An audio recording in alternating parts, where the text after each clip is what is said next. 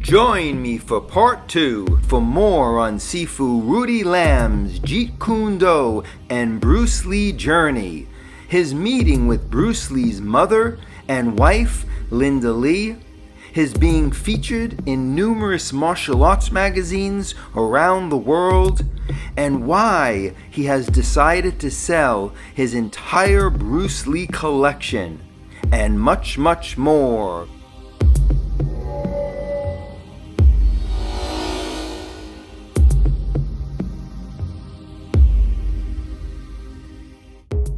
Interesting. So then you did the whole scene with Richard Bustillo, Inosanto, Ted Wong, and then you mentioned Larry Hartzell as well. I hadn't trained with Larry. Well, I trained with Larry on and off. Yeah. Because Larry always hung out at Inosanto's school. Okay. So that's where I met Larry. Got ya. And I trained with him, not as rigorously as I did with Inosanto or Yeah. Bustillo or Ted Wong. Mm-hmm. But then eventually I started training more with him because his grappling was amazing. Yeah. He had good kali, but he was also another brawler. You know, he was Mr. T's bodyguard. Oh, was he? I didn't know that. Oh, He was interesting. Mr. T's bodyguard. Interesting. Larry was a tough guy. Yeah, he's another tough guy, I know. Very Yeah, tough guy. Yeah. Yeah. Was he part of Bruce's backyard students? Was he Yes. one of them? Yeah, he was one of them in there with Ted. You And, see the pictures, he's with the photo with Kareem Abdul-Jabbar, yeah. Santo and all that stuff. yeah, he's in there with them, right? Yeah. Wow, interesting. So, I give you a lot of credit because, you made this whole Jeet Kune Do, journey your profession also, right? And you decided to make it your life. I mean, how long have you been teaching now, Jeet Kune Do? Teaching, I want to say like 30 years. Oh, so you've been teaching. Jeet Kune Do 30 years. Wow. And where do you do most of the teaching now when you have students that train with you? Do you teach them out of your home? Do you have a school? Well, I have a studio, as you see we're standing in it right now. Which I love. I have a studio. It's a mess right now because I'm You're in the process of relocating moving. and everything. Yep. And selling my whole collection. But yeah, I have a studio. Sometimes I have private clients. COVID hit, so group classes really died out, and I'm doing mainly privates. Yep. I write a lot of articles for different magazines. Yeah, I noticed you've been in a lot of. What were some of the magazines that you mainly wrote for? Kung Fu International, Budo magazine. Yep. That's what I write for. Yeah, you were on the covers on quite a few of those magazines. In last year in August, I came out for Budo, which you can check it up online for free. Yeah. I came out from Spain, Italy, France, China, and USA. Wow. So they And Germany, excuse me. It came out in all those different countries. Yeah, you can look it up online for free. Wow, interesting. We're gonna actually show people that wall in a little while because you have a lot of the cover issues that you were on with Buddha, and then that wall is really interesting as part of your school here because it also shows all the instructors that you were trained under and got certified under, and you have a really extensive background.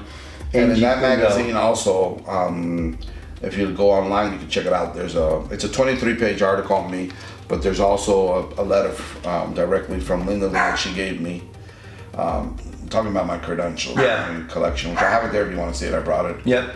And I also brought the letter of when they accepted Bruce in the Hollywood Walk of Fame. Yep. Wow. Los Angeles. Yeah, your Bruce Lee collection is. I mean, I've seen collections all over the world because I had this channel now 5 years, and people have showed me their collections, and I feature them on the channel. But your collection is by far one of the largest collections I have ever seen, and you also have a lot of personal items, business cards of Bruce's, signatures of Bruce's, autographs, things that Linda Lee gave you. I mean, you showed me some letters, which we'll also feature on the show because I'm sure a lot of people will be interested in seeing some of the letters you have, and you're in the midst of selling a lot of your collection, right? I'm actually right now selling my entire collection.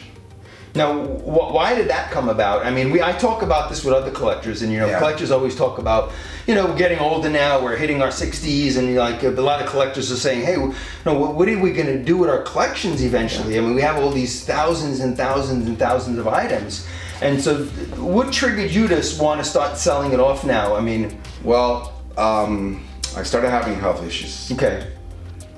I guess from training in the martial arts for 54 years, the doctors said I abused my body. Oh, wow. So I started out with barely walking, sometimes in a lot of pain. So they had to replace my left hip. I had to have cervical surgery. They put two metal pipes. Wow. They said if I slip or get hit, I would become quadriplegic, so that was really scary. That was. I got a second opinion, and the doctor said, I don't even know how you're walking. Oh my God. So that was like a wake-up call. Yeah. So I had that first, then I had carpal tunnel surgery, then I had the left hip replaced.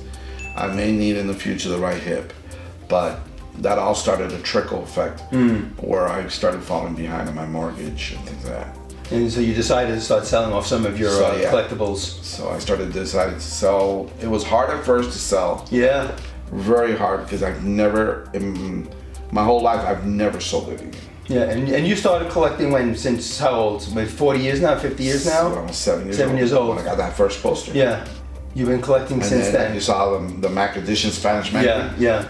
I would get on my bike and go to the grocery store a block away and buy it from there. All the Spanish magazines that Bruce hit the cover on. I have that collection neighbor as well. Would take me to the bookstore. Yep. In his car. Yep. I'll never forget. Every month, my father would give me money and I would go buy magazines. And he would buy me some too. It's funny, we all did that as kids, man. We used to run to the newsstands to pick up anything and everything that came out on Bruce. And it's amazing how much you gather.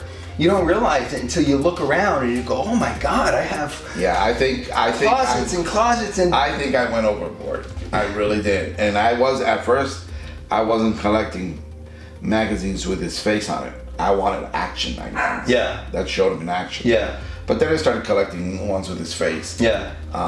But yeah, I think I went overboard because I ended up with almost 300 LP soundtracks, 400 T-shirts. I had about 700 posters. Wow. I had about 450 action figures and statues. And statues, yeah. You showed me some of those. Wow. You know, I have about 20 watches. You know, you name it, I have it. And you have hundreds and hundreds of magazines, maybe thousands. Yeah, I have a couple thousand. Yeah, magazines that you showed me. It's crazy.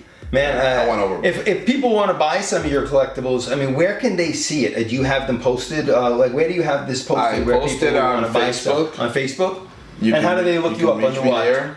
On the Rudy Lams? I think it's under Rudy Lams or Grandmaster Rudy Lams or Master Rudy Lams. Okay, I'll put a link in there so people can get to your Facebook pages. We'll make sure we get the correct one in there. So if people want to buy some things from you and see this episode, they'll see what you have on your social media feeds that you're trying to sell, which I know will be a big help. It's so difficult separating though sometimes with some of this stuff, isn't it? It was, not anymore. Okay. Not anymore. You're at the point now where you're okay with separating from a lot of the stuff. I'm okay with it already. It's some stuff I've had stored for 30 years, 40 years. And I haven't even been able to enjoy it. Yeah. So I might as well just sell it and let somebody else enjoy it. Yeah, that's true. That's what a lot of collectors do. They want to make sure they find really good homes for their collectibles after a while, and it makes them feel good that they know it's going to someone who's really going to now appreciate it. Yeah. And I had sorry to interrupt you. I had a good friend of mine, Tony Lundberg. He's from Denmark. He came over here. We've been friends for many, many years, and we finally met in person this year. And he bought a lot of stuff from me, and I was really, really happy. Oh, that's great. Because he's a really hardcore collector. Yeah. And he's a martial artist, like I am. Yeah. So I have the highest respect for him. Yeah. Yeah. So we got really, I mean, it was good that when you give your stuff or sell your stuff to somebody that you know, is going to appreciate it. Yeah. Well, I'm sure that some of the fans of the channel that see this will want to reach out to you. So I'll also include your email address if you don't mind, so they can email you, and maybe you could discuss what some of the items are that you have available, and they may want to pick up a few from you as well, which would be kind of cool. So what else can you tell us about you in general? I have a question for you. Why do you think you were so fascinated with Bruce Lee? Like, I mean, he seems to have this effect on people where it becomes this lifelong journey once you get introduced to him. I mean, I've been, like myself, since I'm 13 till now, I still get excited when I talk about the guy. Why do you think that was? I wish I could give you an answer. Yeah. I can't. I could tell you I get really happy when I talk about Bruce Lee. Yeah. Like a jolt of electricity. And whenever I see Bruce Lee on Facebook or anywhere or in your channel, I get excited. I know. And when I see the collectors, I'm like, man, do I really want to sell my stuff? I know. Because I really get excited. Yeah. So the same energy I get with that, I get it when I teach. Yeah. When I teach, everybody says I'm a different person. Yeah. And I can feel that I'm glowing. Yeah. Like I'm really into it. I mean, I could teach for hours. Yeah. Most of my students train with me for about an hour privately, and I always go beyond that hour because I'm so involved into it. Yep. That, you know, I'm going to teach till the day I die, but it was up to me. I teach the whole time. I think it's called having a passion. First of all, you have a passion for what you do. You love Bruce Lee, right? We all do. His martial arts get you excited. His collectibles get you excited. His presence get you excited.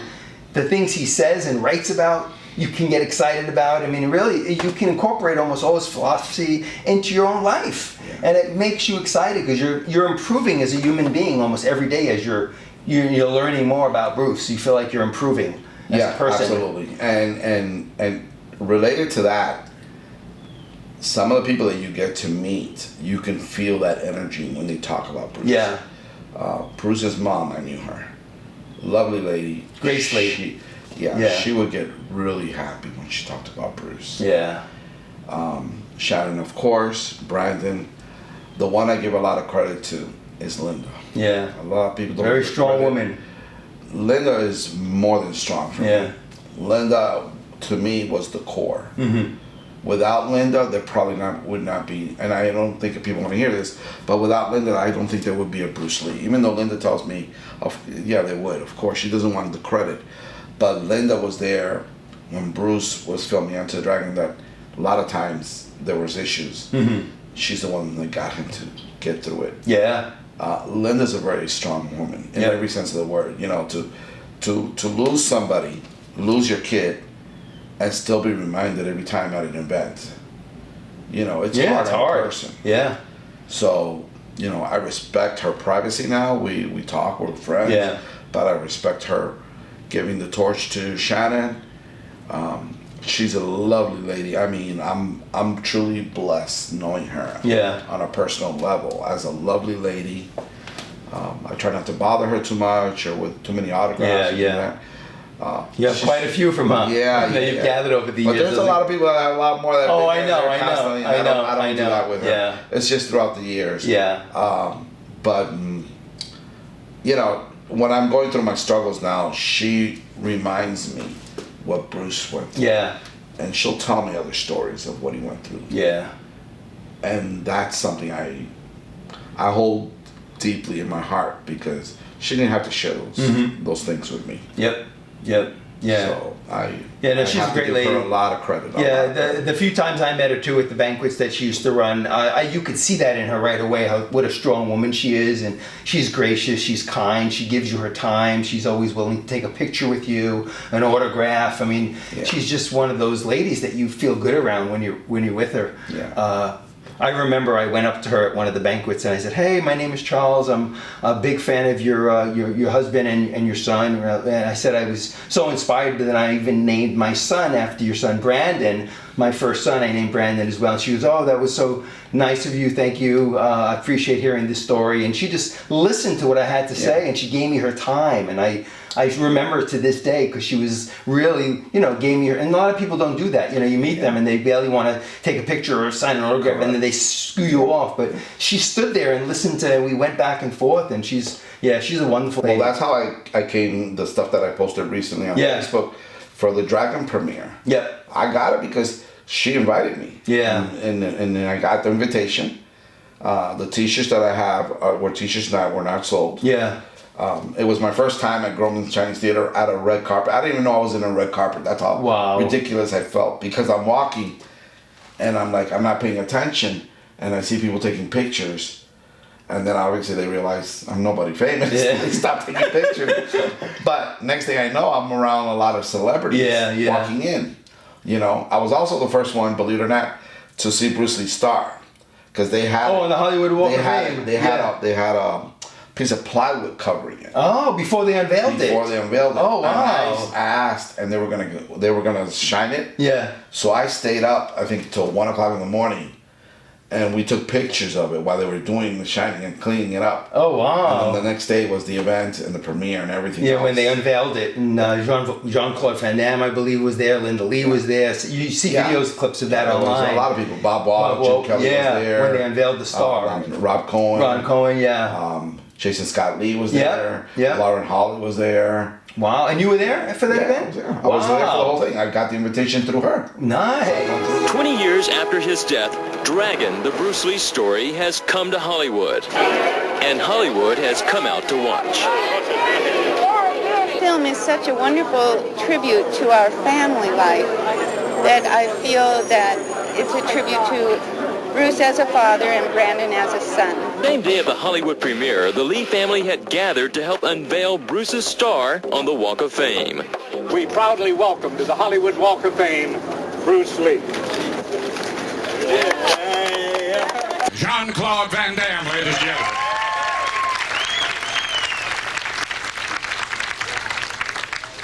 I just came here today to pay respect to a guy who loved life like crazy. And I'll talk to you soon, Bruce. Nice. So I went through the red carpet and then I got those magazines. Yeah. And what I did was I got the magazine. I sat down with the person I was with and I said, hey, hold it. I'll be right back because I was going to go buy popcorn. Yeah. When I went to get popcorn, I was going to pay for it. They said, no, it's complimentary. The drinks and the popcorn is complimentary.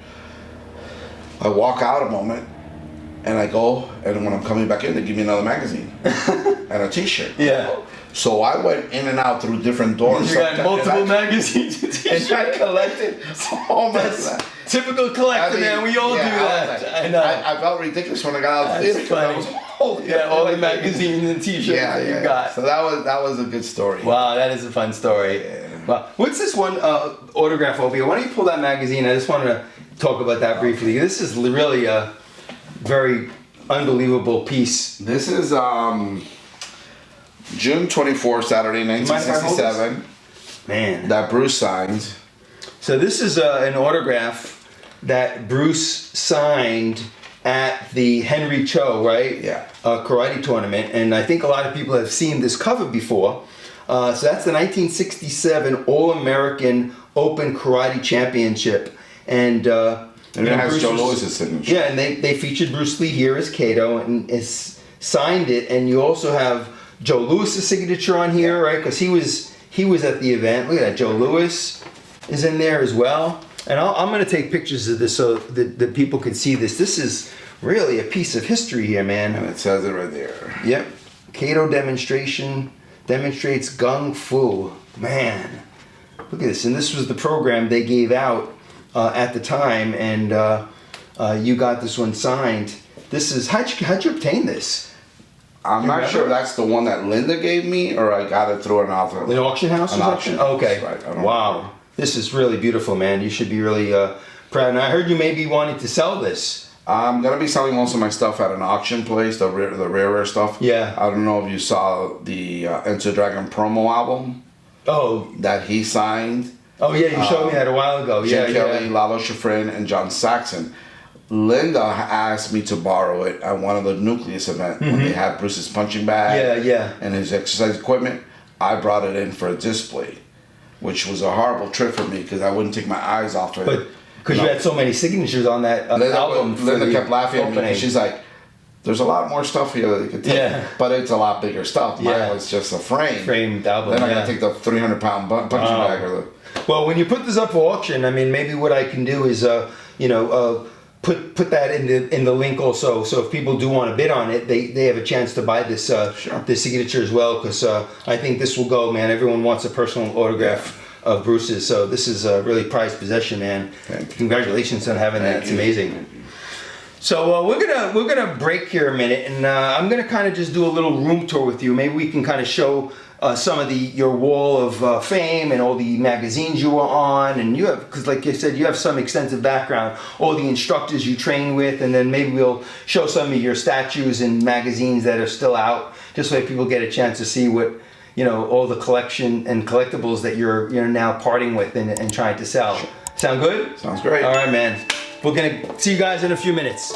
Stay tuned for part 3 as we conclude our Bruce Lee interview with Sifu Rudy Lams and hear more about his Jeet Kune Do training with Bruce Lee's first generation students, and then take a Bruce Lee room tour of Sifu Rudy Lams' Bruce Lee collectibles that he is selling, and much, much more coming soon.